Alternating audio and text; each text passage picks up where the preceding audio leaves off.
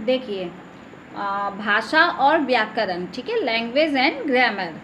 यहाँ पर देखिए आप में क्या है, मैं आपको पढ़ के बताती हूँ इसमें क्या क्या चीज़ें दी हुई हैं, ठीक है। देखिए, पशु पक्षी विभिन्न संकेतों और ध्वनि द्वारा अपनी बात सूचित करते हैं, यानी कि एक दूसरे को बताते हैं। पशु पक्षी हो चाहे इंसान हो, कोई भी हो, वो अपनी भाषा द्वारा ही अपनी जिस लैंग्वेज में वो बात करता है उन्हीं भाषा या अपनी ध्वनि यानी किसी साउंड के जरिए वो अपनी एक दूसरे को बातें समझा देते हैं, ठीक है। यहाँ पर पशु पक्षी के बारे में कहा है। आगे देखिए, हम मनुष्य अपने भावों और विचारों को व्यक्त करने के लिए भाषा का प्रयोग करते हैं, ठीक है। अपने मन के भाव यानी जो हमारी फीलिंग्स होती है वो, और विचार जो हमारे मन से जो विचार निकलते हैं उसे हम व्यक्त करने के लिए भाषा का प्रयोग करते हैं, जो हमारी लैंग्वेज होती है। पर ऐसा कोई ज़रूरी नहीं है कि हम हिंदी बोल रहे हैं तो हिंदी ही सब जगह बोलेंगे। हर जगह पे अपनी अपनी लैंग्वेज का यूज़ किया जाता है और उन्हीं लैंग्वेज के जरिए वे एक दूसरे को समझाते हैं, ठीक है स्टूडेंट्स। भाषा संप्रेषण का शक्तिशाली साधन है। भाष धातु से भाषा शब्द बनता है जिसका अर्थ है बोलना, ठीक है। यहाँ तक आपको समझ में आ गया होगा, क्यों ये पहले भी मैंने आपको पूरी तरीके से एक्सप्लेन कर चुकी थी। भाषा के द्वारा ही हम बोलते और लिखते हैं, हम कह सकते हैं, अतः हम कह सकते हैं। यहाँ देखिए पिक्चर से भी आपको समझ में आ रहा है। देखिए यहाँ पर एक बिल्ली है, ये डॉग यानी कुत्ता है, यहाँ पर चिड़ियाएँ बैठी हुई हैं एक पेड़ पर। तो ये लोग चिड़िया तो अपनी साउंड यानी अपनी ची ची ची जैसे आवाज़ करते हैं उससे एक दूसरे की भाषा समझते हैं। यहाँ पर डॉग भी जैसे अपनी भाषा बोलते हैं, भौं भौं करते हैं, या बिल्ली अपनी म्याऊं बोल के एक दूसरे की भाषा को समझ लेते हैं, ठीक है। यहाँ जानवरों के बारे में और पक्षियों के बारे में दिखाया गया है। नेक्स्ट आपका देखिए, एक टीचर है यानी मैम है जो बोर्ड पर बच्चों को कुछ समझा रही हैं, ठीक है। अब देखिए भाषा किसे कहते हैं, इनका डेफिनेशन।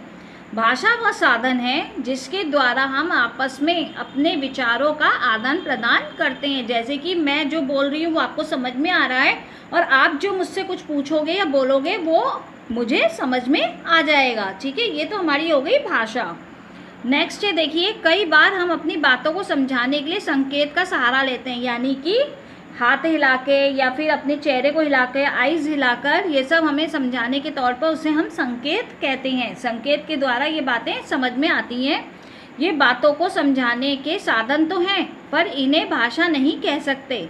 संसार में विभिन्न देशों की भाषाएं अलग अलग हैं, जहाँ वहाँ अंग्रेजी, फ्रांसीसी, रूसी, चीनी, जर्मन, अरबी, उर्दू आदि अनेक भाषाएं प्रचलित हैं। विश्व में बोली जाने वाली भाषाओं को में हिंदी का तीसरा स्थान है, ठीक है स्टूडेंट। ये जो मैं आपको पढ़ के बताती हूँ, समझाती हूँ, इसे अच्छे से आप खुद भी रीड करिए। जब आपकी ऑनलाइन क्लासेस लाइव होंगी मैं आपसे बीच बीच में से पूछा भी करूँगी, जैसे पहले भी पूछती थी।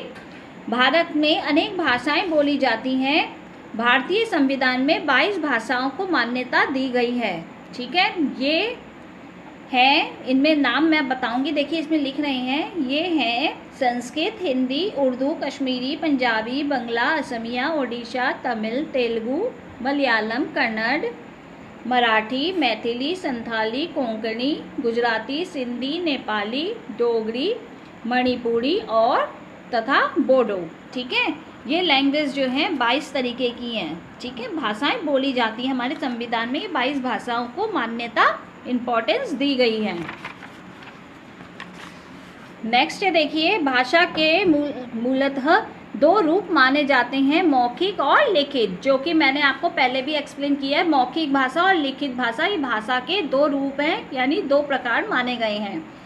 मौखिक भाषा हम बोलकर अपने विचार प्रकट करते हैं और सुनने वाला सुनकर इन्हें ग्रहण करता है।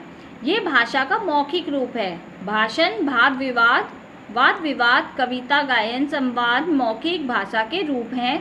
हम सब अपने आप जन्म से ही अपनी भाषा सीख लेते हैं और बोलते हैं, ठीक है ना। नेक्स्ट है आपका लिखित भाषा। जब हम मन के भावों तथा विचारों को लिखकर प्रकट करते हैं और पढ़ने वाला उसे पढ़कर समझता है तो उसे लिखित भाषा कहते हैं। लेख, निबंध, पत्र, कहानी आदि लिखित भाषा के उदाहरण हैं, ठीक है स्टूडेंट। मौखिक और लिखित यहाँ पर आपको समझ में आ गए होंगे। आज हम बच्चों यहीं तक पढ़ेंगे। अगर आपको इतने में आपको कुछ मुझसे पूछना है, कोई डिस्कस करना है या आपको नहीं समझ में आ रहा है तो आप वो मुझसे पूछ सकते हैं। मेरे व्हाट्सएप नंबर पर मुझे मैसेज कर दीजिएगा, जिससे कि मुझे समझ में आ जाए कि कौन से बच्चे ने मुझसे क्या पूछा है, ठीक है। और thank you, have a nice day.